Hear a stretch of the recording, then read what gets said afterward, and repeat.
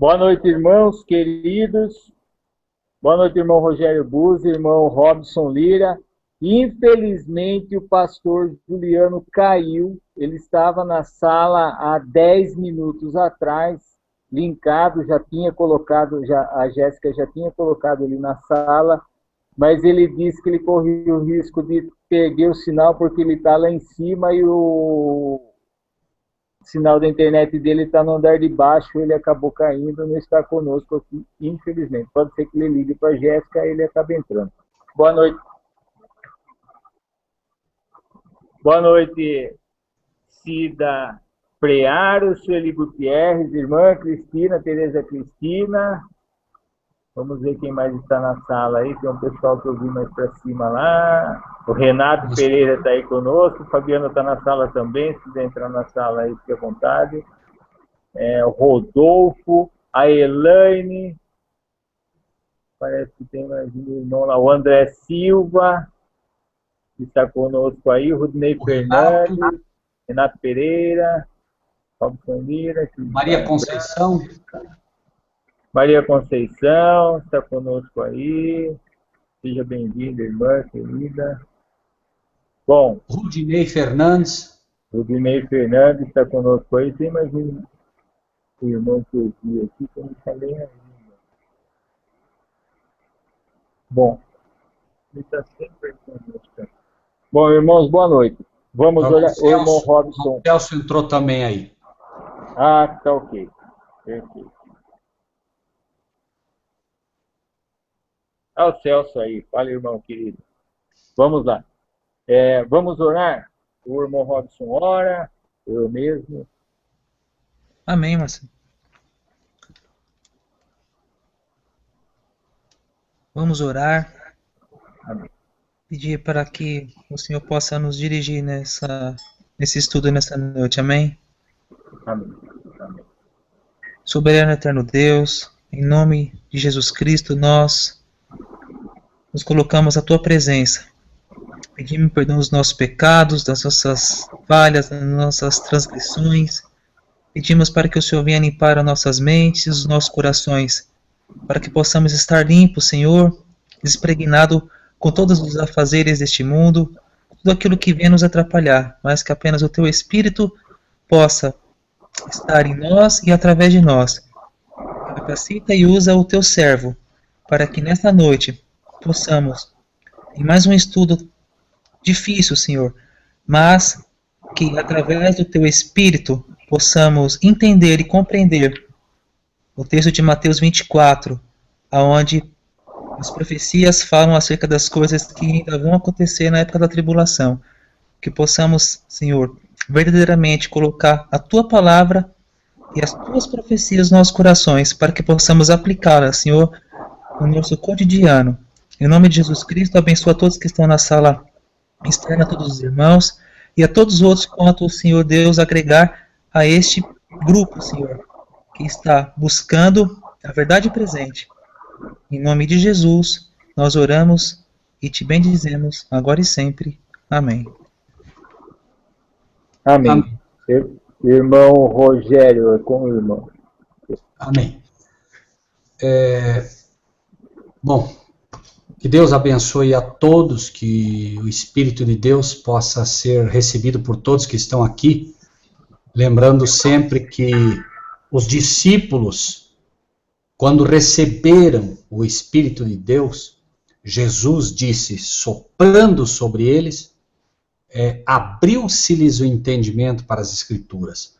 Nós precisamos mais do que nunca, irmãos, orar para que o Espírito de Deus, de fato, nos abra o entendimento às Escrituras. O diabo tem trabalhado muito forte nessa questão, e nós precisamos, irmãos, de uma sabedoria que nós ainda não temos. Nós precisamos fazer da Bíblia, de fato, nosso livro de cabeceira de estudo. Nós precisamos conhecer as coisas profundas de Deus. Repito sempre, nós não fomos chamados para sermos pura e simplesmente cristãos, nós somos chamados para sermos, de fato, aquelas pessoas que irão representar o caráter de Cristo nesta terra. Por isso a nossa mensagem é uma mensagem pesada, é uma mensagem forte, porque ela de fato vai preparar um povo para estar em pé quando Cristo venha. Se vamos chegar lá é outra coisa. Mas pelo menos nós temos recebido de Deus a informação para isso. Eu gostaria, irmão Marcílio, se me permite, meu amado, sugerir que a gente, a partir de hoje, né, e o irmão, se não der, não tem problema, mas eu gostaria de sugerir que a partir de hoje, todos os dias, por exemplo, como hoje, nós convidássemos, né, nós tivéssemos para o próximo estudo sempre 2 pessoas a mais sendo convidadas para a sala interna. E para que não houvesse, né, assim, nenhum preterimento, nós, quem sabe, usarmos seguirmos pelo alfabeto, né? Então, quem sabe, a primeira pessoa, né, por ordem alfabética, né? Para que a gente possa ter mais gente na sala interna para participar mais conosco. Irmão, pense nisso, se o irmão concordar depois, né? Irmão, eu não falei com ninguém. A irmã Tereza Cristina, eu acho que ela tinha que estar na sala interna, porque, afinal de contas, é ela quem gerencia o link, né? Mas eu, realmente... Como não sou eu quem organizo isso, eu apenas coloco como uma sugestão. Os irmãos orem a respeito e se entenderem que pode ser feito, talvez fosse salutar, tá bom, meus amados? Tá bem, irmão? Rogério, olha, posso falar? Pode, claro. Da sala, a Maria Conceição tem o link, a Elaine tem o link, a Tereza tem o link. Talvez a Sueli não tenha o link interno, mas não é tão difícil de enviar assim, inclusive agora. Se esse pessoal quiser entrar... Eu só coloco assim porque, né, eu sei que seria salutar que devagarinho os irmãos fossem entrando na sala interna, porque isso vai preparando eles também para questionar e, principalmente, né, para amanhã depois repartir essas mensagens, porque a sala interna dá uma condição, né, de que devagarinho eles vão sendo preparados para compartilhar, talvez com um pouco mais, né, de cuidado, de atenção, não sei, enfim, né, vejam aí, para mim está tudo bem, tá bom? Se alguém quiser o link agora, é só falar no chat aí. Eu não tenho mais Facebook, mas o... Não, é que também, né, irmão Marcílio, tem que se lembrar, e até que os irmãos saibam, por que a gente não põe todo mundo na sala interna, né, porque tem um limite de pessoas, né, não é porque a gente prefere um ou outro, né, é que existe, né, um limite, então a gente vai pondo aqueles que estão há mais tempo, que já conhecem melhor, mas devagarinho a gente convidar sempre, né, 1 ou 2 pessoas a mais, né, para eles poderem ir já participando aqui, tá bom? Amém, perfeito. Né, pelo menos pode orar, né, pode ir perguntando, às vezes, enfim. Bom, vamos... Okay. Então, vamos iniciar o estudo, tá bem? Irmãos, como anunciou o irmão Marcílio, né, o estudo hoje está baseado em Mateus 24, e eu gostaria de fazer uma outra sugestão, que a partir de hoje os irmãos... fossem anotando nas suas Bíblias os estudos, tá? Na primeira página da Bíblia, primeira página, ou na parte branca da capa, você coloque, por exemplo, né, é uma sugestão, repito, você coloque na primeira capa, na parte branca da capa, coloque, por exemplo, né, Sinais do Fim, traço Mateus 24. Aí você já sabe, né, que o texto base está em Mateus 24, então você vai para o livro de Mateus 24 e à medida que a gente vai citando textos bíblicos, você vai anotando o texto bíblico ao lado do texto citado. Por que isso é bom? Porque amanhã, quando você quiser dar esse estudo, você leva a sua Bíblia e o estudo está completo dentro da tua Bíblia. Ou seja, você está lendo 24, versículo 1, e quando termina o textozinho, você anota um texto de referência que a gente deu aqui. E aí você consegue passar o estudo para a pessoa tendo todos os textos na tua Bíblia.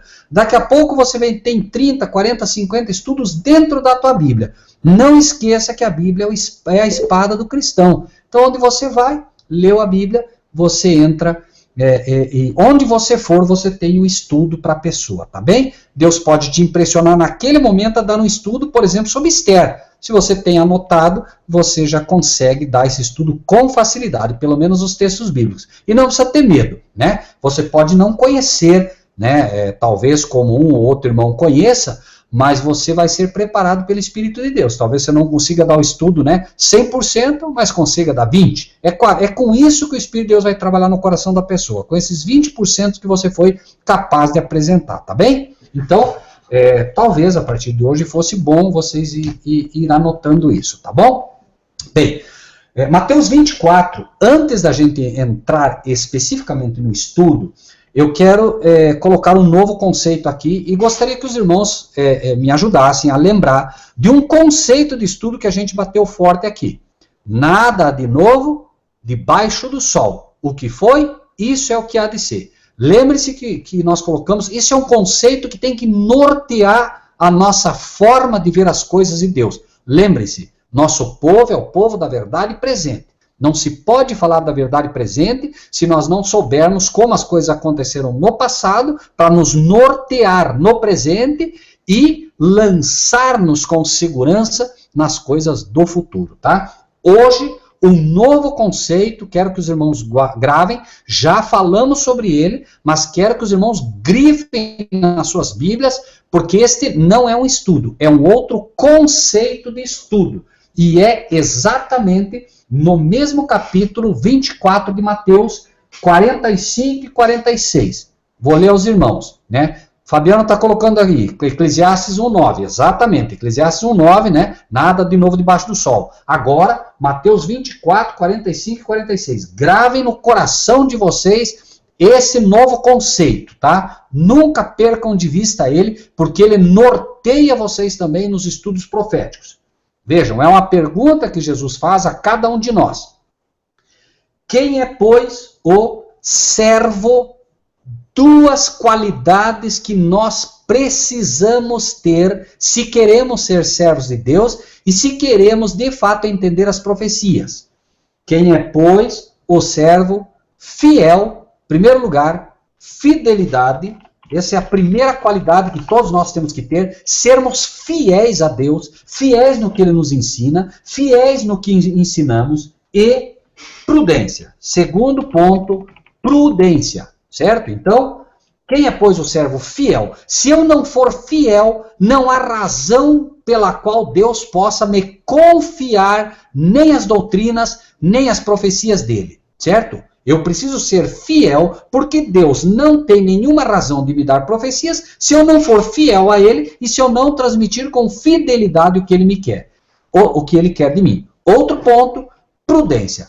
É muito fácil, irmãos, e por isso peço aos irmãos com muito cuidado aqui, muito fácil, irmãos, que a gente agora, né, entre no terreno da profecia e o diabo vai trabalhar muito forte na imprudência. Os irmãos não têm ideia de quantos irmãos já passaram por nós. A gente passa um estudo, os irmãos saem apresentando de qualquer maneira, ampliam, aumentam as coisas, né, falam coisas que não são, começam a pegar textos bíblicos que não exatamente têm a ver com um sinal, com algo que está acontecendo, falam que é aquilo, gera-se um problema enorme e, finalmente, né, fica muito mais difícil daí para trazer as pessoas para a realidade do que antes, tá?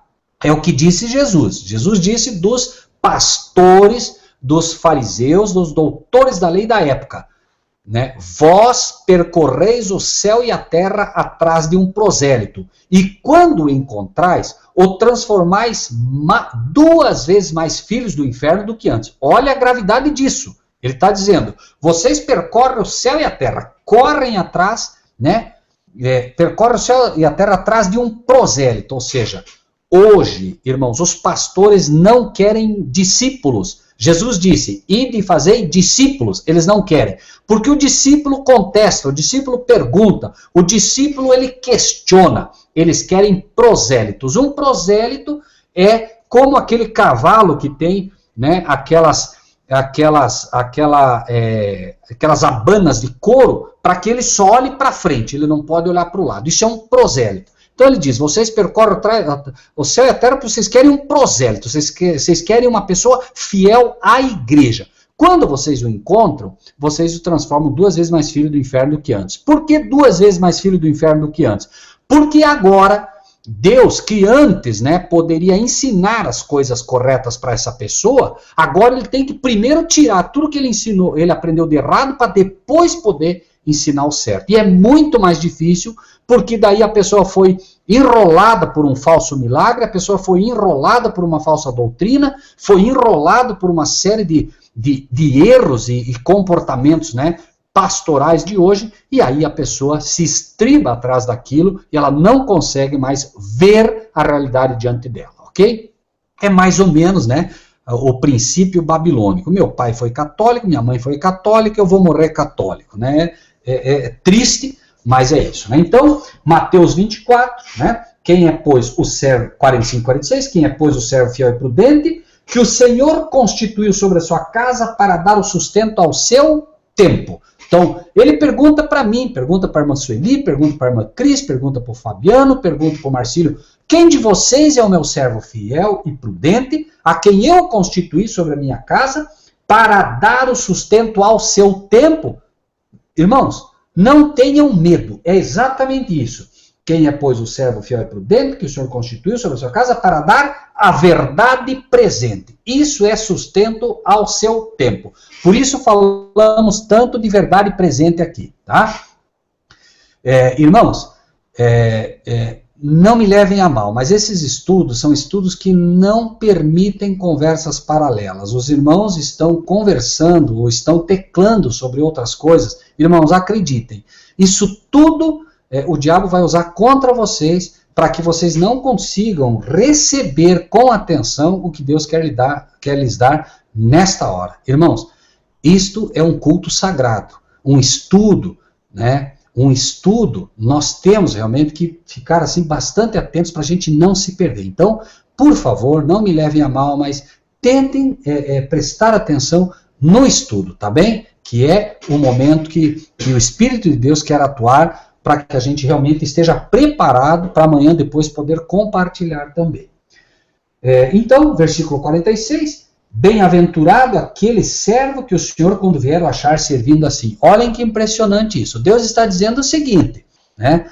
As igrejas hoje, de um modo geral, não estão ensinando a verdade.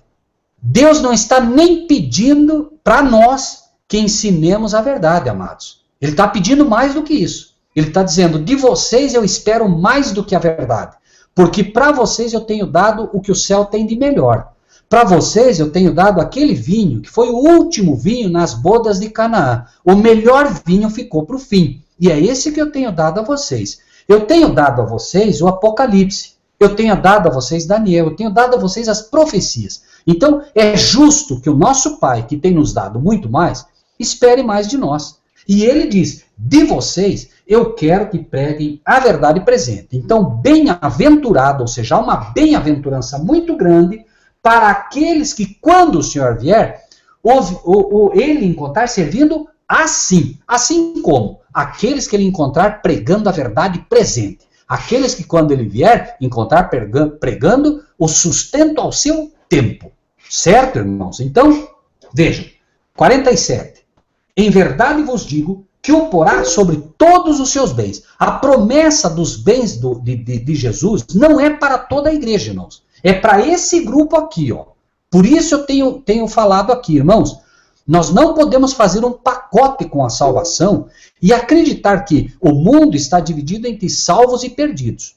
O mundo tem 3 classes de perdidos e tem 3 classes de salvos. As 3 classes de salvos são o que já dizemos. Em primeiro lugar, os servos de Deus. Os servos ou profetas de Deus são aqueles que pregam as profecias, são os que pregam a verdade presente. Esse grupo está sendo preparado pelos anjos mais poderosos do céu, que são os querubins.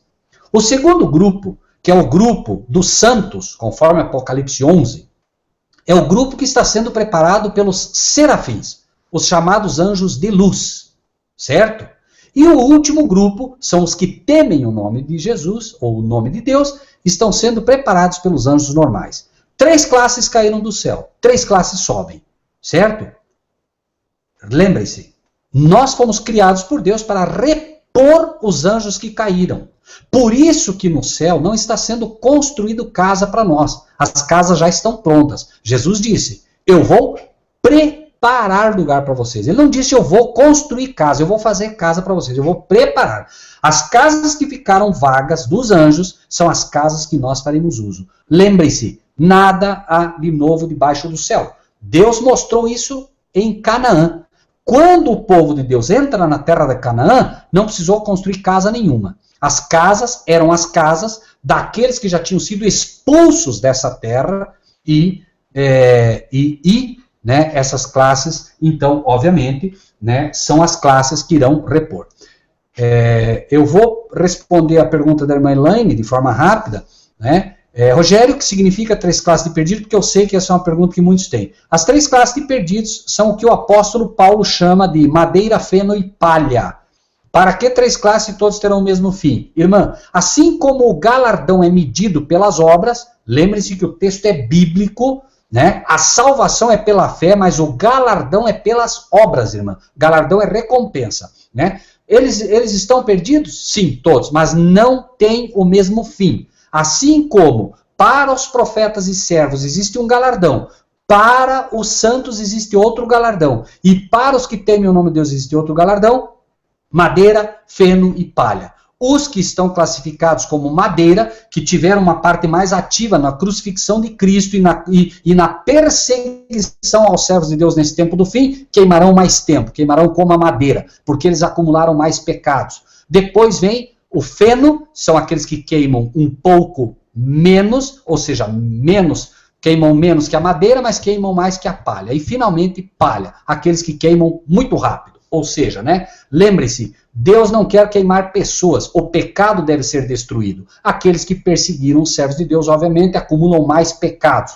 Então, é disso que estamos falando. Nós faremos um outro estudo como isso. Fabiano está colocando aí, 1 Coríntios 3,14, é a base do estudo, mas não é o estudo de hoje, né? Então, é isso mesmo. Se a obra que alguém edificou nessa parte permanecer, esse receberá galardão. Aí está falando de 1 Coríntios, mas antes disso ele diz, né, que ele pôs o firme fundamento. Isso só vale para aqueles que têm o fundamento que é Cristo. Então, aqueles que têm o fundamento como Cristo devem edificar sobre a verdade. Então, por exemplo, eu aceitei a Cristo. Imediatamente eu aceitar a Cristo, eu estou na classe daqueles que a Bíblia naturalmente chama de os que temem o nome de Deus. Quando eu aceito que a lei está em vigor, eu passo a ser santificado por crer nisso. Lembre-se o que o Senhor disse, né? Também lhes dei os meus sábados, para que saibais que eu sou o Senhor vosso Deus, que vos santifica. Deus usa a sua lei, Deus usa o sábado dentro da sua lei também para santificar o homem. Por isso, o mandamento de Deus é santo, justo e bom. Então Deus usa os seus mandamentos para tornar o homem santo, justo e bom. Né? Então, quando você aceita e passa a aceitar, você está edificando sobre o fundamento. Esse edificar, né, vai permanecer e você vai receber galardão se foi edificado sobre a palavra de Deus. Se, por exemplo, você aceita a Cristo, mas guarda o domingo, né, não quer dizer que você vai se perder, porque Cristo é quem julga. Porém, não há galardão. Você vai perder o galardão, com certeza, destinado àqueles que guardariam o sábado. É disso que se fala, tá? Então, irmãos, isso é verdadeiramente, né, o que a Bíblia tem ensinado sobre isso. E a falta de estudo da palavra de Deus é que cria essa confusão, onde todo mundo faz um pacote e ninguém se entende. Do princípio ao fim, irmãos, se vocês observarem, isso tudo é justiça de Deus. Um Deus que não dá a alguém algo, né, que ele não poderia receber, certo? Bom, vamos seguir então, né, vamos agora entender o seguinte. Essa mensagem, essa pergunta que Jesus faz a nós, de Mateus 24, 45 e 46, é exatamente a mensagem que vem logo após o chamado sermão profético de Jesus. Então vamos agora para o sermão profético. Notem só, Jesus dá o sermão profético, que é a verdade presente, e depois ele diz, quem é, pois, o servo fiel e prudente? Ou seja, está amplamente linkado a essa mensagem. Isso é verdade presente. O que vamos estudar agora é, obviamente, verdade presente ou sustento ao seu tempo. Então, Mateus 24, a partir do versículo 1, e eu pediria ao irmão Marcílio que, se pudesse, fosse colocando o texto. E vamos, ponto a ponto, analisar cada um deles, não importa quanto tempo levemos. Lembre-se que Deus não procura quantidade, Deus procura qualidade. Então, pediria que fosse colocando texto a texto e a gente vai estudando. Primeiro, 24:1. Quando Jesus ia saindo do templo, aproximaram-se dele os seus discípulos para lhe mostrarem a estrutura do templo. Já aqui há uma lição fantástica. Irmãos, Jesus era exatamente o fundamento do templo. O templo que foi construído por Herodes foi construído com um objetivo. Herodes, obviamente, ele não tinha a ideia disso. Mas Deus já estava levando aquele povo a construir um templo com um único objetivo. O único objetivo daquele templo ser levantado era para que o fundamento daquele templo adentrasse aquele templo. Ou seja, o templo não tinha nenhuma outra razão de ser, a não ser de que o desejado de todas as nações, que era Cristo Jesus, entrasse naquele templo para mostrar o que significava aquilo tudo. Jesus estaria mostrando através do templo físico o que ele queria fazer no templo da alma, no santuário da alma. Porém, note como abre o estudo. Quando Jesus ia saindo do templo, ou seja, né, Jesus, ele tinha sido expulso do templo. E aí ele vem e quando ele está saindo, aproximam-se dele os discípulos para lhe mostrar a estrutura do templo. O que isso quer dizer? Né? Em primeiro lugar, irmãos, é um tempo que nós temos que entender do que está acontecendo. Ou seja, no tempo, em primeiro lugar, vamos ver pura e simplesmente o que eles fizeram. Né? Chegaram para aquele que era o fundamento do templo, aquele pelo qual o templo existiria, e eles chegam para mostrar a beleza do templo. Imaginem só vocês agora, né, os discípulos, os membros da igreja, chegando agora para Jesus, que é o único fundamento de um templo. Fundamento, irmãos, é o pilar central, né? É aquilo que segura o templo em pé. O fundamento, o pilar central havia sido retirado desse templo, era uma questão de tempo e esse templo ia cair. E agora eles chegam para mostrar a estrutura dele. Senhor, note que templo bonito, Senhor. Senhor, olha que pedras bonitas. Senhor, e tragam para hoje. As pessoas, irmãos, estão querendo mostrar a estrutura do templo. Você tenta falar hoje para um assembleiano. Escuta, você precisa entender a verdade presente. Não, eu já tenho minha igreja. Estão querendo nos mostrar a estrutura do templo. Estão querendo mostrar para Jesus a estrutura do templo. As igrejas fazem um campeonato hoje para ver quem faz uma estrutura mais bonita. Não, mas a minha igreja cabe 5.000 pessoas. Não, eu sou pastor e na minha igreja tem 3.000 membros. A minha igreja tem 4.000 membros. Não, a nossa igreja tem escola, a nossa igreja tem hospital, a nossa igreja tem isso, a nossa igreja tem aquilo, mostrando a estrutura do templo. Os pastores fazem relatórios para as igrejas mostrando a estrutura do templo. E não sabem que Jesus já saiu desse templo há muito tempo. Irmãos, a certeza que nós temos de que Jesus não está nessas estruturas é o próprio fato de que estas estruturas ou esses templos roubaram o coração dos membros. O coração dos membros tem que estar intimamente ligados a Cristo.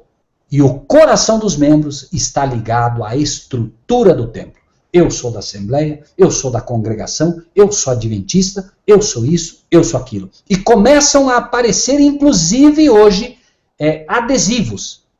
Eu amo a minha igreja. Eu sou católico com muito orgulho. Eu sou adventista com muito orgulho. Que mérito há em ser membro de uma igreja de pedra? Que mérito há em ter o nome escrito no livro da igreja? Se eu, ao priorizar o amor pela igreja, esqueço o amor que tenho que dar a Jesus. E antes que a gente pense, mas espera aí, eu posso amar a minha igreja e amar a Cristo. Hoje não mais. Hoje não mais. Porque hoje, se você amar a tua igreja mais do que a Cristo, não tem como você conseguir ser fiel e muito menos prudente. Um exemplo, a igreja adventista é com certeza a igreja que tem o maior cabedal de conhecimento bíblico das igrejas de hoje. E não adianta discutir, não adianta dizer que não é verdade sim, certo? Agora, é um fato que ela, sendo hoje a igreja com o maior conhecimento, não estou falando aqui de consagração, não estou falando de nada, estou falando de conhecimento bíblico. Mesmo conhecendo, né, tudo o que é bíblico, ela hoje rejeitou a doutrina da Trindade, que é completamente espúria, ela aceitou a doutrina da Trindade, rejeitando a verdadeira divindade. Ela hoje rejeitou a justificação pela fé, que Deus enviou a ela em 1888. Ela rejeitou o conhecimento da natureza de Cristo. Enfim, irmãos, e nem sei hoje o que mais ela pode ter aceitado no seu bojo, que mostram claramente que líderes e membros hoje, membros na sua grande maioria inocentes, né, os pastores não tanto, né, têm literalmente dito, prefiro a igreja que o Salvador. E por quê? Porque tem ensinado doutrinas que são doutrinas de homens, quando deveriam simplesmente seguir as doutrinas de Cristo. Isso não é um ataque aos membros, isso não é um ataque às pessoas, certo? Isso é tão somente a exposição da verdade. Aceite quem puder, aceite quem quiser. Por isso que a mensagem de hoje, uma das mensagens mais pesadas que Deus já dirigiu ao mundo cristão de hoje é: sai dela, povo meu. Isso é um fato, irmãos. Está lá, está escrito, né? Sai dela, povo meu. Então, o povo de Deus, o povo que pertence a Deus, tem que entender que não é tempo mais de estar em igrejas. Não é tempo mais de estar em igrejas ligadas à Babilônia. Babilônia é quem tem ensinado todas essas doutrinas, Trindade, a natureza pós-lapsariana de Cristo, a falsa justificação pela fé. Lembre-se que, recentemente, o maior expoente de justificação pela fé, que foi a igreja luterana, essa igreja assinou um tratado de fé com a igreja católica. Pasmem, a igreja luterana, que Lutero foi lá, né, e levantou as 95 teses e pregou no castelo de Wittenberg, ou seja, mostrando claramente, né, a repulsa pela doutrina católica de justificação, e a igreja luterana finalmente assina um tratado com ela. Você lê, irmãos, se você lê o tratado que a igreja católica fez com a igreja luterana, você não consegue ver onde está o problema. Não consegue, a menos que você ore e peça muito a Deus. Porque eles fizeram de forma tão sutil que você diz, não, mas é isso que eu creio. E eu me lembro que numa igreja adventista um dia, eu apresentei 5 teses apenas, completamente católicas de justificação pela fé, apenas não falei para ninguém. Comecei pregando nessa igreja, apresentei a primeira tese. A igreja em peso, amém. Segunda tese, em peso. As 5 teses, a igreja em peso disse amém. Quando todos terminaram de dizer amém, eu disse, bom, eu acabei de pregar para vocês 5 teses católicas de justificação pela fé. Ou seja, a própria igreja adventista, que deveria ter o conhecimento de estar tão perdida, mas tão perdida, que não soube reconhecer nenhuma das teses católicas, acreditando que era uma crença adventista.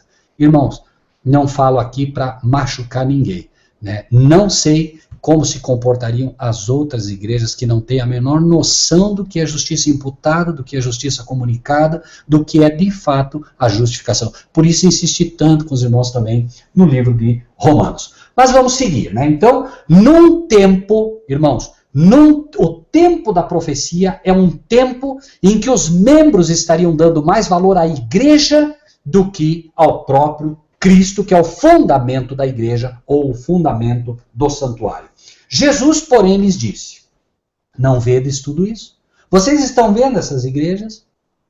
Em verdade vos digo, que não ficará aqui pedra sobre pedra que não seja derrubada.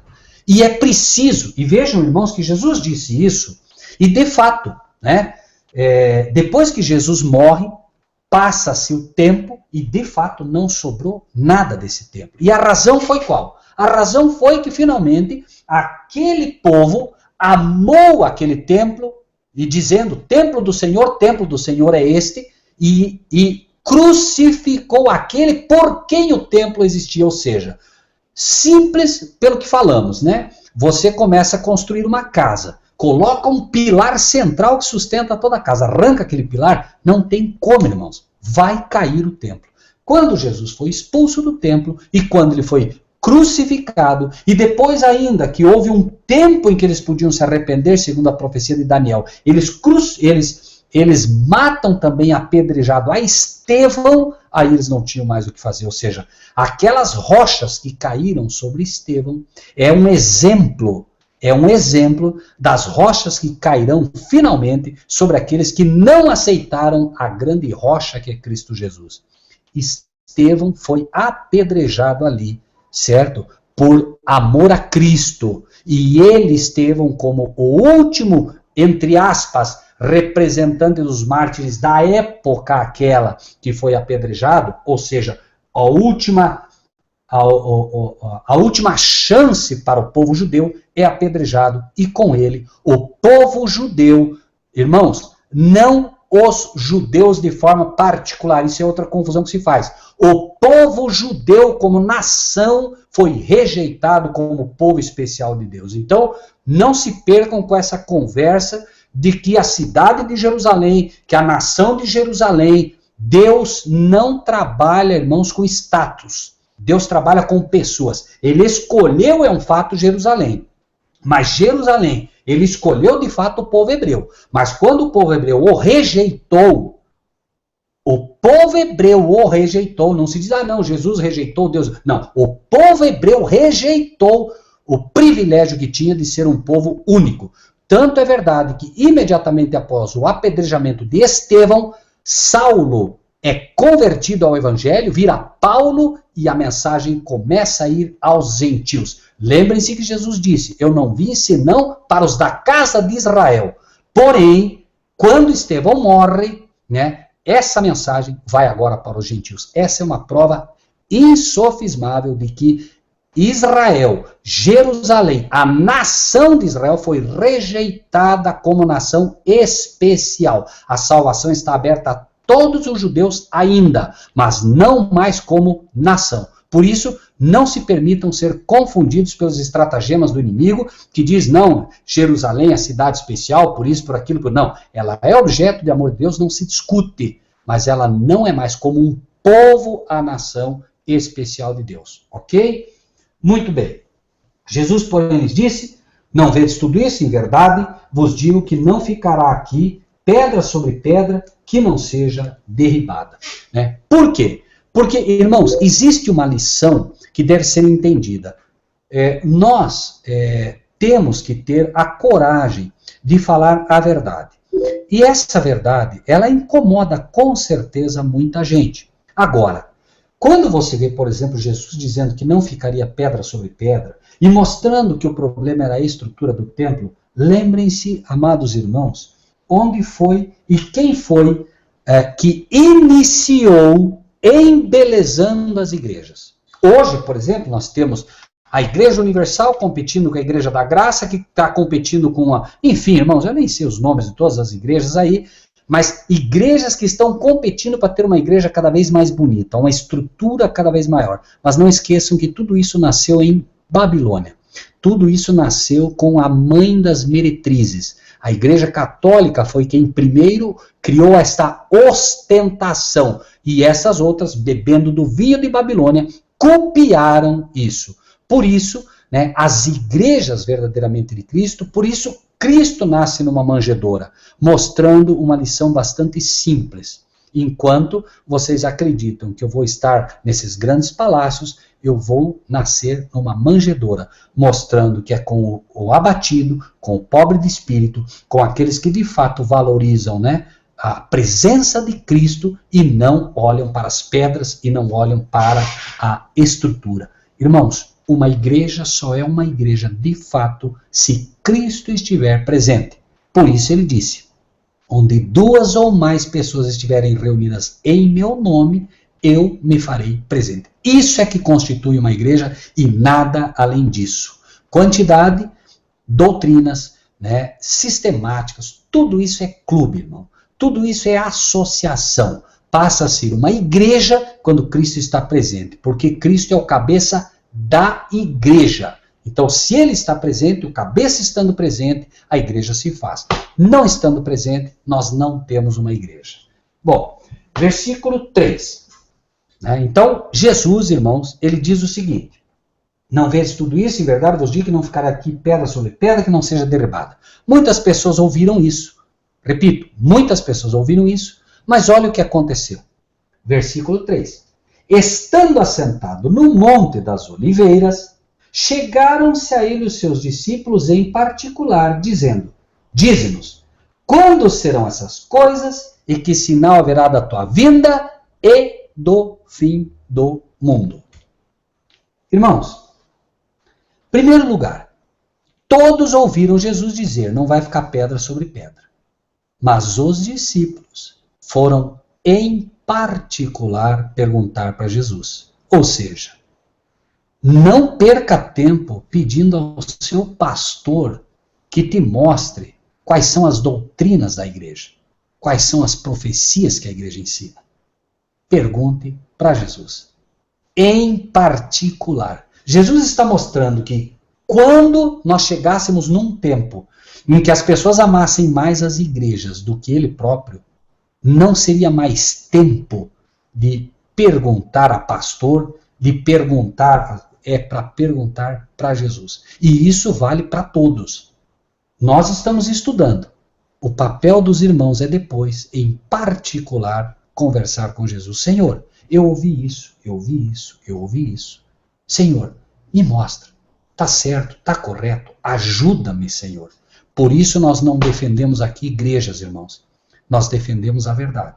E é o que está aqui. Então é em particular, sozinho, na oração com Deus, com a família, mas principalmente em particular, que os discípulos vão entender as profecias. É joelho no chão, estudo profundo, é assim que se aprende.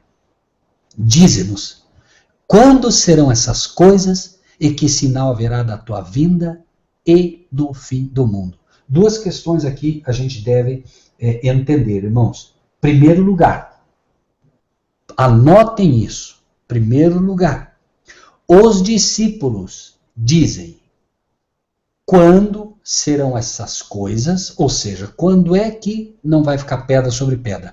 Eles entendem que para derrubar um templo daquele, somente o fim do mundo. E eles fazem uma pergunta colocando duas questões ali. Sinal haverá da tua vinda, é uma questão relacionada com a igreja. Então são sinais para a igreja, sinais da igreja, sinais na igreja. Veja, tua vinda, sinais na igreja. Do fim do mundo, sinais no mundo. Ou seja, Jesus dará chance a todos, porque haverão sinais na igreja para que ninguém seja enganado, e haverão sinais no mundo para que ninguém seja enganado. Quem hoje pertence a uma igreja não vai deixar de ver os sinais. Quem pertence ao mundo não vai deixar de ver os sinais. Nós teremos sinais visíveis e nós teremos sinais espirituais. Tanto um quanto o outro, para que nenhuma classe seja corra o risco de se perder. Né? Então, eles dizem, né, quando, e essa palavrinha também anotem, quando, essa palavrinha é fundamental, porque, obviamente, nós precisamos de tempo, nós precisamos saber o tempo, eles queriam saber o tempo, todo o resto está linkado a isso. Quando, Senhor? Essa é a grande pergunta que todos os verdadeiros cristãos fazem. E aí a maioria dos pastores, o dia e a hora ninguém sabe. Não, o dia e a hora ninguém sabe, dia e a hora ninguém sabe, dia e a hora ninguém sabe. Quando nós temos que dizer, Senhor, quando serão? A minha pergunta não é o dia e a hora, a minha pergunta é quando. E eu não posso usar como uma desculpa, porque eu não estudo e não quero estudar as profecias, eu não posso usar uma desculpa dizendo o dia e a hora ninguém sabe. Em primeiro lugar, não está escrito na Bíblia, irmãos, que o dia e a hora ninguém sabe. Não, repito, não está escrito em lugar nenhum da Bíblia que o dia e a hora ninguém sabe. O texto é, lembrem-se bem disso, o dia e a hora ninguém sabe, nem o Filho do Homem, senão o Pai. Agora lembrem-se, não está escrito hoje. Por quê? Há uma verdade presente nisso. Ninguém sabe hoje, nem o Filho do Homem. Mas lembre-se, ele estava falando como se ele dissesse, eu mesmo não sei. Mas estudem o livro de Apocalipse e verão que Jesus, quando vai até o Pai, lhe é revelado quando ele tem que vir. Podem ter certeza disso. Não sabe agora, mas não quer dizer que não se poderá saber. Por isso o povo de Deus tem que estudar. Por isso, na palavra de Deus é dito, mas vós já não estáis em trevas para que aquele dia, o dia da vinda, vos apanhe como ladrão. Prestem atenção nisso, irmãos. Por quê? Porque Jesus sabia que revelaria ao seu povo a proximidade disso tudo no tempo certo. Hoje, irmãos, Jesus já sabe quando ele vem. Ele não sabia, mas hoje ele sabe. E isso derruba por terra muita coisa, né, que os próprios pastores não sabem muitas vezes como defendem o erro. Ao mesmo tempo que dizem que o dia e a hora ninguém sabe, dizem que Jesus é onipresente e é onisciente. Como é que ele é onisciente e não sabe? Isso é outro estudo, irmãos. Por isso o diabo tem trabalhado forte nessas questões da divindade de Cristo, confundindo muita coisa. Certo? Eu não quero que ninguém se escandalize aqui, irmãos, mas por favor, nós somos um povo que tem que estar aberto a aprender tudo de novo. Tudo. Nos ensinaram muita coisa errada. Nós precisamos permitir que a Bíblia nos ensine agora, de fato, quais são os atributos do Filho e quais são os atributos do Pai. Existem diferença. Nós temos um Pai que nunca morreu. Nós temos um Filho que deu a vida pelo ser humano, de fato morreu. Nós temos um Filho que é chamado de primogênito dos mortos. Nós temos um Pai que é chamado ancião de dias, porque tem mais dias de vida que o Filho. E alguém diria, nossa, que heresia. Irmãos, não estudam, por isso dizem isso.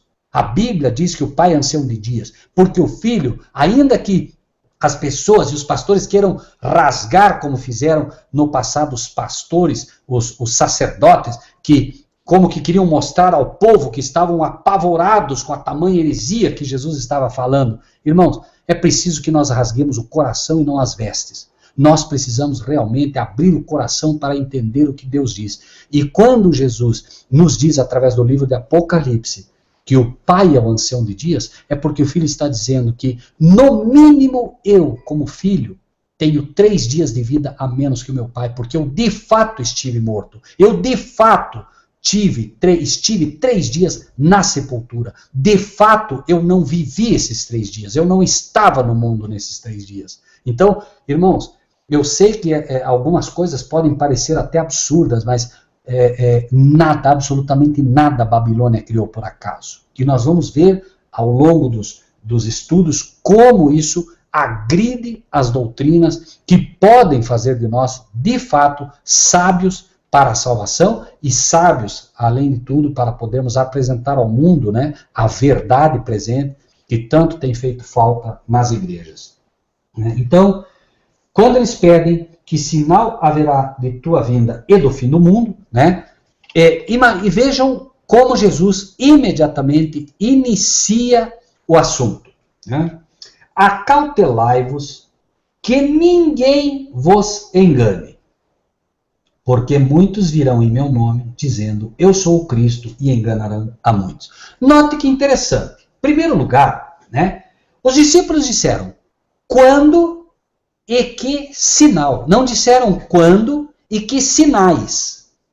Quando, sinal. Então, tempo e Eles pediram um sinal, irmãos. Porém, Jesus vai dar vários. E nós vamos ver por que isso. Então, quando começa, ele diz, acautelai-vos que ninguém vos engane, Porque muitos virão em meu nome dizendo, eu sou o Cristo, e enganarão a muitos. Espera aí.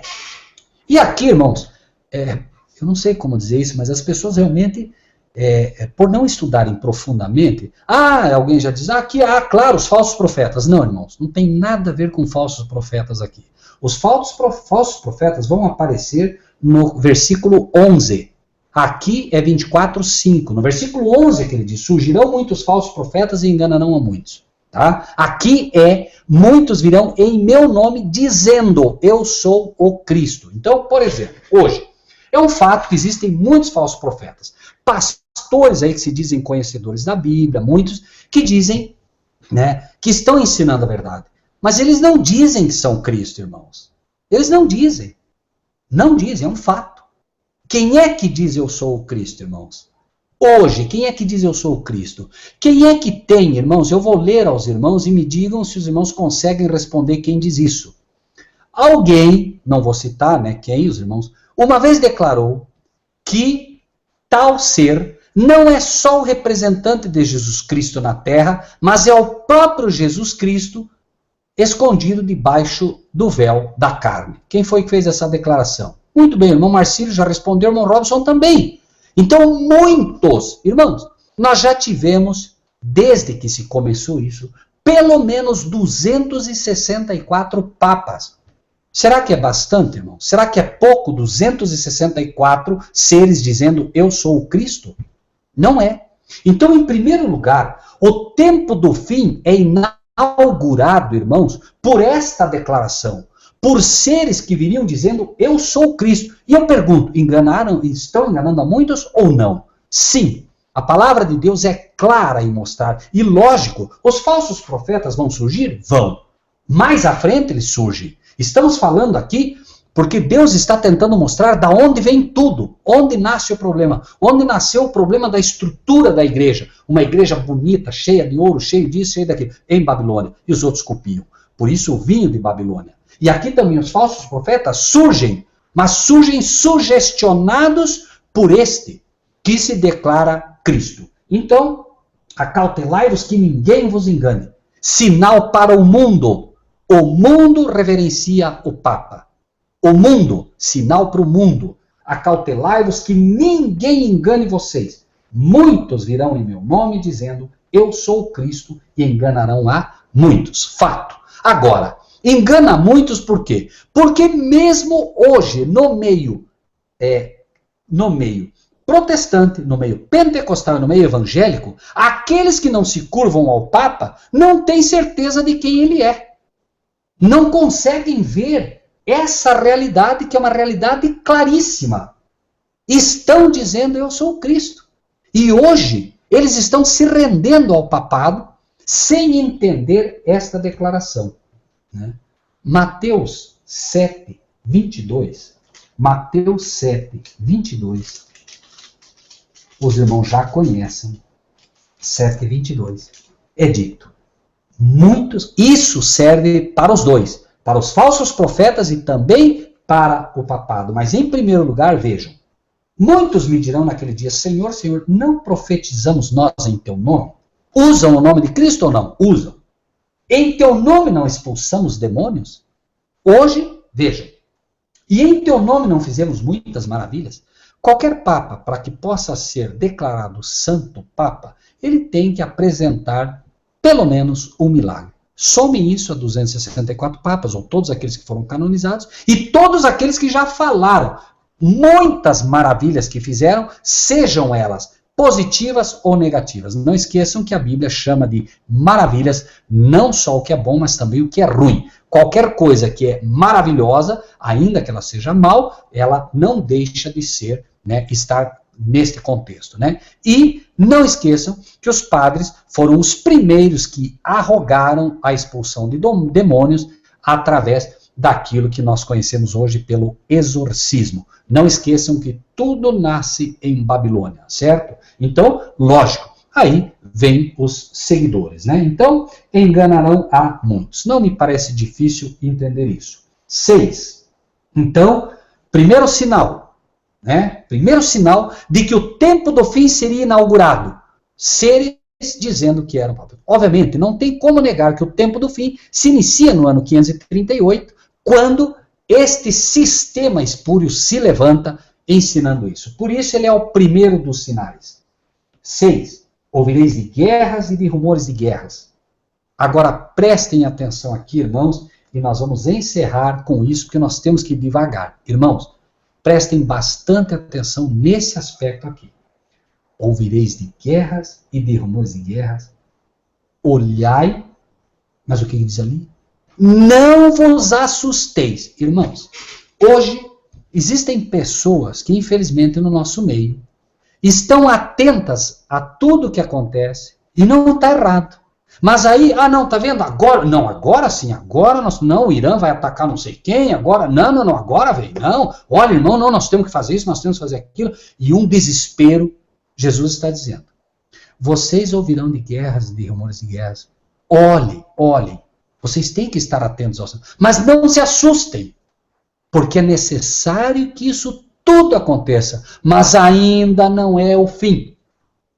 Ele não disse isso por acaso, irmãos. Deus não quer que a gente se desespere pelos sinais errados. Esses sinais é para ver, é para nós estarmos atentos para entender que a profecia está se cumprindo. Mas nem nada de desespero. Não é este o sinal para nós. Não é este.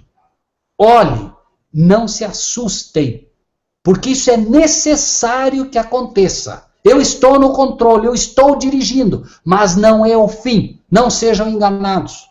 Não é isso. Mas todas essas... Perdão. Porque se levantará nação contra nação, reino contra reino.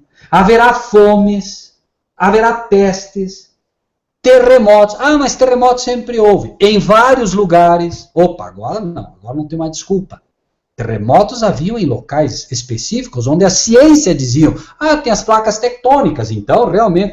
Mas Jesus disse, vai ter em vários lugares. E agora, que tem terremoto onde não tem placa tectônica? E agora? Jesus disse e vai acontecer, irmãos. Para que se cumpra a profecia de Deus, não precisa nem ter placa, não precisa ter nada. Se Deus disser que vai acontecer, vai acontecer. Não sejamos enganados.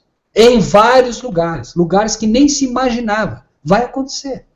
Lugares que não aconteceram. Esqueçam se alguém diz, não, aqui não acontece porque não tem. Acontece porque Deus disse que vai acontecer. Entende? Nós somos homens bíblicos. A ciência deve entrar dentro da Bíblia e não a Bíblia dentro da ciência. Nós somos homens bíblicos, irmãos.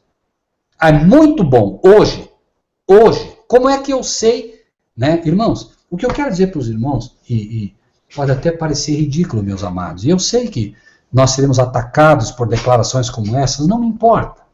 Nós temos que aprender a falar a verdade, ainda que sejamos ridicularizados. Noé foi ridicularizado porque ele estava construindo um barco em cima de uma montanha, irmãos. Querem algo mais ridículo do que isso? Mas ele era um servo fiel, ele não questionava. Se Jesus disse para ele, aqui que você vai construir, é ali que eu vou construir. Se Deus disser para você, filho, você está com dor de cabeça, não está, filho? Muita dor de cabeça, muita, senhor. Plante bananeira. E senhor, planta bananeira, filha, não discute. Faz o que ele te pediu.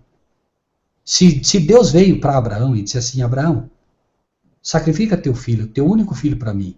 Abraão podia ter dito, Senhor, peraí, tem alguma coisa errada aí, Senhor, peraí. Quem sacrifica os filhos são os adoradores de Moloque. Os adoradores de Moloque, Senhor, que sacrificam os filhos. Eu não vou fazer isso, Senhor. Mas ele sabia com quem ele estava falando. Ele sabia que estava falando com o Deus de Israel. Ele conhecia, eles eram amigos.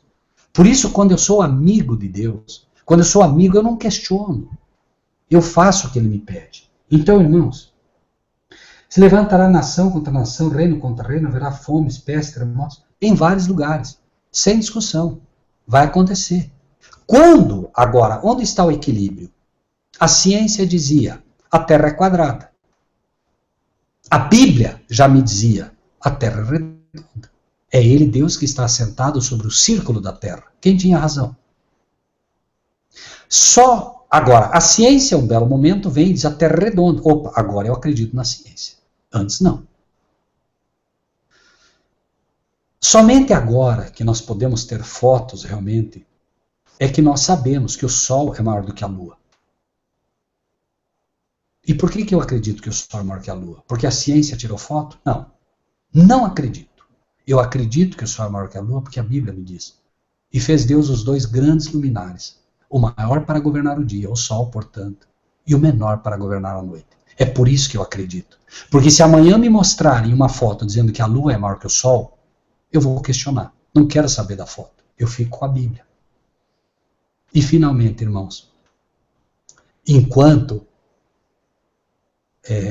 cientistas descobriram a teoria, que já não é mais teoria, da gravidade, nós sabemos, esse grande cientista, nós podemos questionar, porque até então era Hércules que levava a Terra nos ombros. Existem hoje várias imagens de Hércules. E haviam teorias, irmãos, as mais absurdas possíveis. Havia uma teoria que dizia que a Terra estava em cima de duas enormes tartarugas. Quando as tartarugas se movimentavam, havia os terremotos.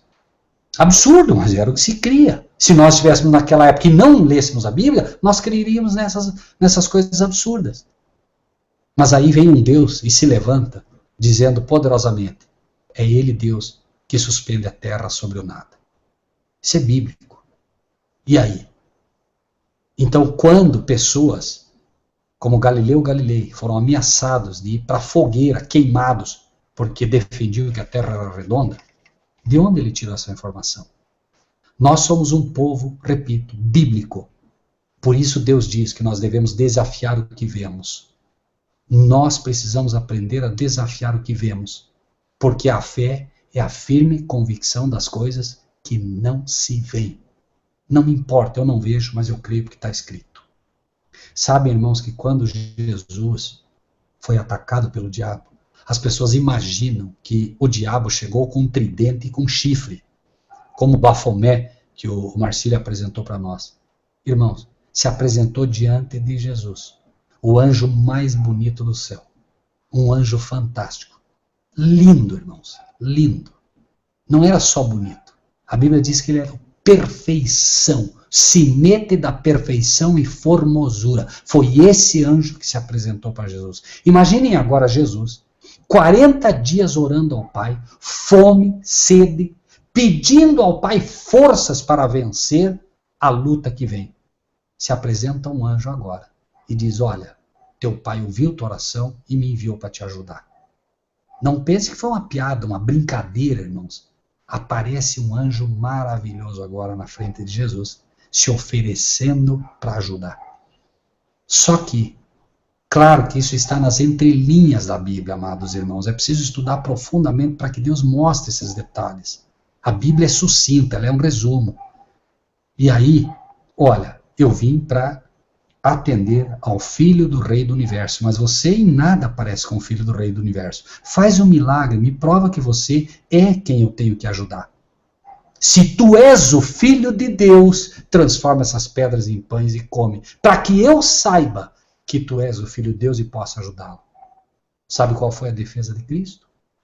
De fato, você é um anjo muito bonito. Não tem como não ser um anjo de Deus. Ok, vou fazer. Está escrito. Nem só de pão viverá o homem, mas de toda palavra que vem da boca do Senhor. Está escrito é a nossa defesa. Irmãos, nós vamos orar pedindo ajuda. E o diabo vai se apresentar. Demônios vão se apresentar. E se nós não conhecermos profundamente a palavra, porque é nisso que nós vamos desmascará-lo, na palavra. Quando Jesus diz para ele, está escrito, nem só de pão viverá o homem. Irmãos, o diabo desafiou a Cristo no terreno dele. Se tu és o Filho de Deus, lança-te daqui abaixo. Porque está escrito, aos teus anjos dará ordem a teu respeito, para que não tropeces em pedra. Me prove que tu és um Filho de Deus, porque está escrito sobre ti. Olhe só, irmãos. Jesus, novamente, se defende com a única arma que um cristão pode usar. Está escrito. E finalmente, irmãos, para terminar esta luta, se tu és o Filho de Deus, nesse momento, o inimigo já sabe que as armas que ele usou já não podem mais ser usadas, Porque ele agora está de frente a um crente que lê de fato a Bíblia. Ele sabe que não vai poder citar a Bíblia de qualquer maneira. Ele sabe que foi derrotado. Agora ele mostra o que ele queria. Finalmente ele não se contém e mostra o que ele queria. Tudo isso te darei se prostrado me adorares. Aqui ele se entrega. E o cristão que sabe que somente se deve prostrar a Deus, faz o que tem que fazer. Vai-te, porque está escrito. Somente ao teu Deus adorarás e só ele darás culto. Diga para o diabo, vai-te porque está escrito, somente adorarei a Trindade, para ver se o diabo vai. Conhecereis a verdade, e a verdade vos libertará. Enquanto nós não conhecermos profundamente a Bíblia, nós vamos cair. Lembrem-se, irmãos, pastores estão achando que estão derrubando pessoas pelo poder de Deus. O diabo está dando risada. Dando risada. Pessoas que não conhecem a Bíblia não podem vencê-lo. Não há a menor possibilidade disso ocorrer. O diabo conhece tanto a Bíblia que ele desafiou o próprio Cristo, aquele que era o próprio verbo, aquele que era a própria palavra, ele desafiou. Que dirá a nós? E pessoas dizem que abrindo a Bíblia o diabo sai correndo. Abrindo a Bíblia, ele tira da tua mão e te dá um sermão. A menos que você conheça profundamente. E mesmo conhecendo profundamente, ainda assim você precisa da proteção dos anjos e precisa da proteção de Deus, porque até ali ele vai te derrubar. Então, conhecer profundamente a Bíblia, está escrito, nós somos esse povo, irmãos. Somente a espada de 2 gumes, não é a espada de um gume, irmãos. Existem os que defendem o Novo Testamento, existem os que defendem o Velho. A única espada que pode derrotar o inimigo é a espada de 2 gumes, Novo e Velho Testamento. Lembrem-se que o diabo usou, por assim dizer, alguém diria, não tem o Novo Testamento. Ele usou o Velho Testamento. Claro, era o que tinha? Era o que tinha, mas foi o que ele usou. Né? Nós precisamos conhecer profundamente. Irmãos, por hoje, né, nós encerramos, são quase 10 horas, que Deus possa realmente gravar no nosso coração aquilo que aqui estudamos, para que nós estejamos preparados, irmãos, para finalmente fazer frente a esse inimigo e conhecer os sinais dos tempos. Irmão Marcílio, obrigado a todos pela paciência. Contigo, meu irmão. Irmãos, boa noite. Boa noite, irmão Rogério. Boa noite a todos os irmãos que estão na sala. Obrigado pela presença de todos. Sejam todos bem-vindos. Nós vamos dar continuidade no estudo na quarta-feira, no mesmo horário. Vamos orar. O irmão Rogério ora? Pode ser, pode ser. Irmão Marcílio, hoje então não se abre para perguntas, meu amado? Pode ser, me perdoe. Estou falando porque pode ser que tenha alguma pergunta, eu não sei, né, irmão Marcílio? Eu sei que o irmão também deve estar cansado, né? Porque... Não, mas perfeito, não, imagina. Se precisar, a gente fica aqui, isso é de menos. Eu já fiz hoje, é um prazer enorme mesmo. Veja, irmão Marcílio, se há alguma pergunta, né? Porque eu sei que no livro de Esther houveram muitas, né? Pode ser que hoje, não sei, né? Deus sabe. Bom, vou começar aqui pela sala. Irmão Robson, eu tenho certeza que o irmão tem alguma coisa para falar. É com o irmão. Marcílio, o irmão Rogério, ele respondeu quando ele falou do papado, ali quando o Cristo mencionou que surgiria muitos cristos no nome dele. E era essa colocação que eu ia fazer, né? Que os pastores pregam de forma errada que esses falsos cristos são os falsos profetas, né? E eu sempre, vendo pelo lado profético esse sermão que Jesus estava falando ali do papado. E o irmão Rogério acabou respondendo, eu ia fazer essa colocação, irmão. Foi bom o irmão Robson ter colocado, porque às vezes eu esqueço, não é só o papado, né? Nós temos, por exemplo, o Henri Christ, né? Mas isso aí é uma faceta tão vergonhosa, né, que nem pode ser considerada, né? Esses são, né, pessoas que realmente estão muito fora da realidade, né? Mas aqui a aplicação, concordo com o irmão Robson, é de fato ao papado, né? O que eu creio, né? O irmão André Silva, né? O André está dizendo aí, bom, não pensei que era uma pergunta, não. Está só dizendo que ele, sei lá, deve ter gostado do estudo, eu não sei, está colocando extasiado, tremendo. Amém. Né? Se esse é o sentimento que gera no coração da gente ao ouvir a palavra de Deus, amém, né? Porque isso é que deve acontecer no coração do cristão mesmo, né? Ok, será que tem mais alguma colocação de algum irmão? Fernando Oliveira, creio que seja o entendimento de Josiana F. Eu não entendi isso, irmão Marcílio. Fernando Oliveira, creio que seja... Não entendi isso. Ele está falando sobre ele está falando em cima ali, na Bíblia dá para se entender que o sol gira em torno da terra. Entendi. Amém. Josué ora e pede para o sol parar. Por isso você diz que é o contrário. Na verdade, né, porque em realidade, né, o que não se entende ali, imagina-se, a ciência considera a nossa galáxia, né, mas não esqueçam que todas as galáxias giram em torno do trono de Deus, irmãos. É por isso que não se entende essa questão aí. A ciência não tem como entender isso. Ou seja, de fato, parou no sentido de que Deus parou todo o universo, irmãos. É isso que eles não conseguem entender. A gente olha apenas para a Terra, né? Mas lembre-se que todas as galáxias estão em movimento ao redor do trono de Deus. E tudo isso parou, né? E o irmão Fernando Oliveira diz, né? Sim, eu sei, mas o José diz que aquilo que está escrito na Bíblia tem prioridade. Amém. Correto, é isso mesmo. O irmão André Silva está dizendo, irmãos, vamos clicar em gostei e compartilhar o Hangout com os outros irmãos. É perfeito, viu? Quando a gente clica ali naquele linkzinho do estudo aberto lá, gostei, o estudo vai para cima nas primeiras colocações ali no compartilhamento de quem tem o Gmail. Agora, né, irmão Marcílio, lembre os nossos amados irmãos, e isso é sério, que ao falar do cristão é sim, sim, não, não. Né? Se o irmão não gostou, não clique. Né? É verdade. Bem lembrado. Bom, vamos ver se tem alguma colocação. Acho que não, senão os irmãos teriam já digitado aí. Né?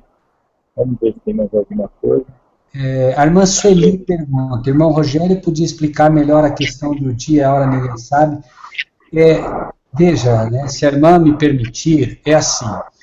Jesus disse, quando estava na terra, que o dia e a hora ninguém sabia, porém, somente o Pai. Correto?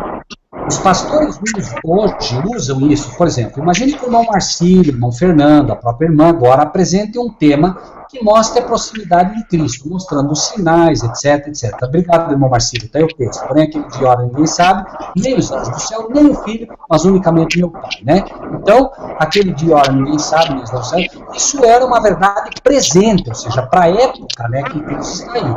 Mas depois Cristo sobe ao céu, ele recebe, lembrem-se que ele recebe das mãos do Pai um livro aberto. Esse livro é exatamente o livro de Daniel, que retrata a vinda do Filho de Deus. Então, hoje, eu digo, tendo os anjos por testemunha, que eu acredito de todo o meu coração, hoje Jesus já sabe o dia que ele vem.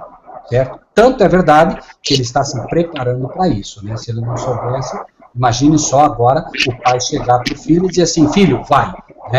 Há todo um preparo antes disso. Cristo, antes que ele venha, ele precisa colocar os pecados sobre Satanás, que era a representatividade do bode Azazel, ele precisa envergar as vestes de rei, ele precisa concluir o julgamento, né, que ele está fazendo hoje em relação aos que morreram em Cristo, enfim. Então, irmãos, né, isso, irmã, é o que eu tenho tentado dizer, ou seja, o povo de Deus vai poder saber a proximidade. E os pastores usam como um engano, né, quando os irmãos apresentam, o dia e a hora ninguém sabe. E se estribam atrás disso, esquecendo que o texto bíblico diz. Mas vós, ou seja, para os do mundo ele vem como ladrão. Mas vós já não estáis perdão, eu não lembro assim o texto com toda a clareza, né? Mas diz, mas vós já estáis avisados para que aqueles que não vos apoiem como ladrão. Né? Irmão André, irmão Rogério, na questão dos templos, os discípulos falaram da glória daquele templo. Nós vemos o relato da glória da segunda casa. Ele está direcionado a nós, né? E a glória do Senhor em nós? Sim e não, irmão André Silva. Na verdade, eles disseram que eles choravam porque eles diziam que a glória do templo anterior era muito maior, né? Só que por que, veja, se você para pensar, o templo de Salomão era uma glória muito maior do que a glória da segunda casa, que era de Herodes. Mas por que a glória dessa era maior? Justamente pela presença de Cristo fisicamente nesse segundo templo, entende? Por isso que a glória dessa era maior. Dois casos. A glória era maior do segundo templo por causa da presença física de Jesus Cristo, já como ser humano, que eles não haviam entendido. Em segundo lugar, como diz o irmão, está correto a glória do Senhor em nós, que é a segunda casa. Por que a segunda casa? A primeira casa é o André que nasceu como um homem carnal. A segunda casa é o André que nasceu como um homem espiritual, que já não é mais nem André, né? Não sei quando o André se entregou ao Senhor, mas a partir daquele dia ele passa a edificar a segunda casa, ok?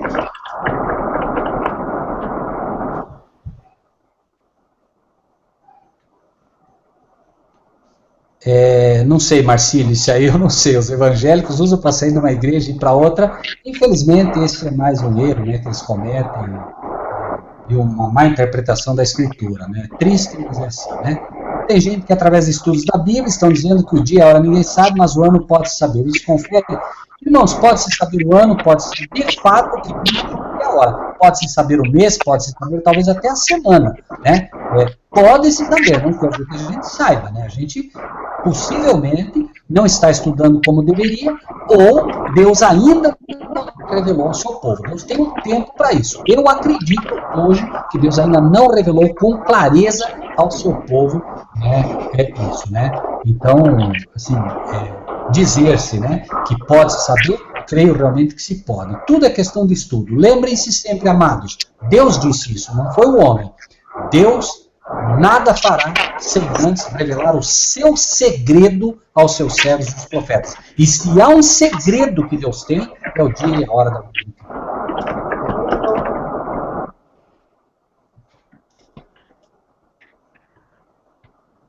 Irmão Marcílio, acho que terminaram as perguntas, irmão.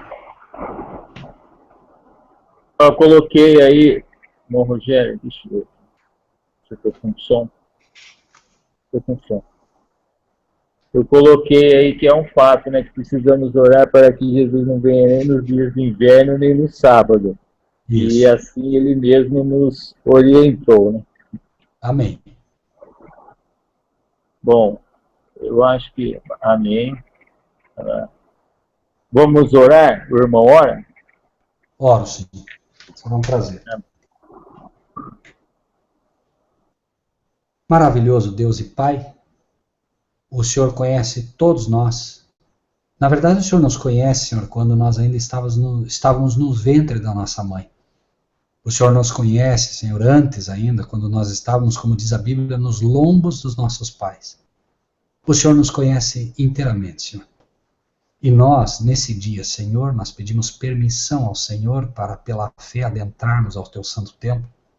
Pela fé, Senhor, quase que podemos ver os anjos se afastando, dando lugar a essa pequena comitiva que entra e se prostra diante do Senhor.